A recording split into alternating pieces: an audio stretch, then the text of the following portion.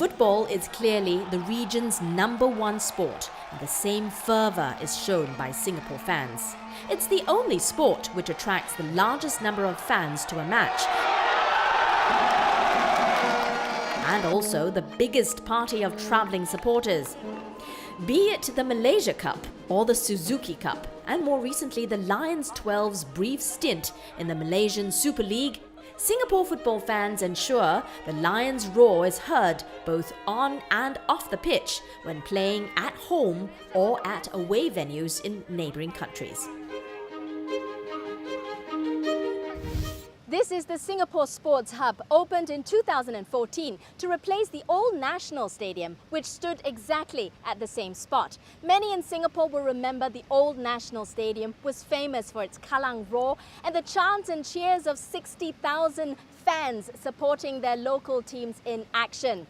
Well, many loyal fans are hoping this same atmosphere and spirit can be recreated at this new and modern facility.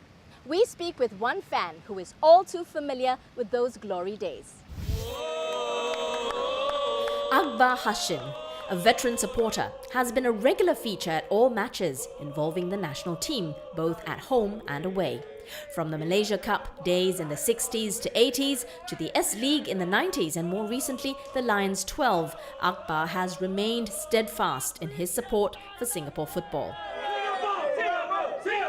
He even organises trips for fellow die-hard supporters like himself to matches in Singapore and abroad. Akbar's dedication and passion in supporting football has earned him the title of Singapore's #1 football fan. Everybody knows in Singapore I'm very passionate to football, and I always give my time and my effort to support the team, especially participating the like the Malaysia Cup series, where I will be around from the home to away without missing any match. So that experience has got me for nearly 40 years to be in the market in the sense of supporting the team. We are going to win, okay? This Saturday, whatever also, we must always remember, we are the king. The display of such passion is a form of diplomacy between ASEAN at the people-to-people level, Akbar adds, as he attests to creating lasting friendships with not only Malaysian football fans, but also his Indonesian and Thai counterparts. We have met a couple of times with the Thailand football, in a sense of, I built some rapport in Thailand because some of them are my personal friends. And they have become such like a big family to us. When we are there, they welcome us in a sense of taking guidance to us. Because in terms of communication, it's a bit problem for us with the Thai. Anyway, as my friend is English-speaking people, so it's easy for us to communicate with them, to tell them what we require. The love for football, though, extends beyond the local game. With the English Premier League a hit in this part of the world, many EPL fan clubs have sprung up in Singapore.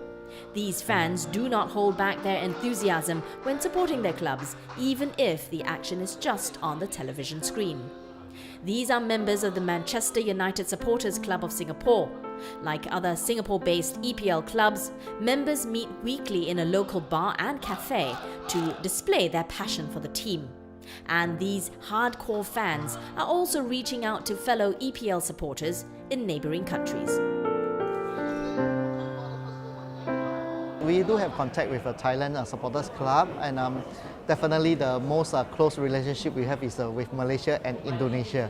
So we, in fact, just a few months back, we had a 3 nations football tournament together, in which we just played a friendly game against each other and bond all the 3 supporters of all the 3 countries. During that tournament, we had about 30 of each country. Yeah, so they actually, especially for the Indonesian guys, they actually took a plane here and we, housed them.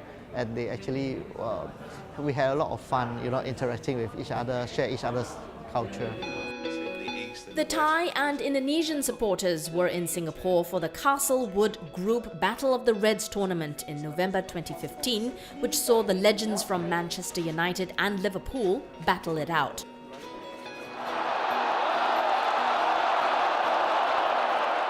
And with With more European clubs looking east to expand their fan base, these supporters can look forward to more opportunities to get together.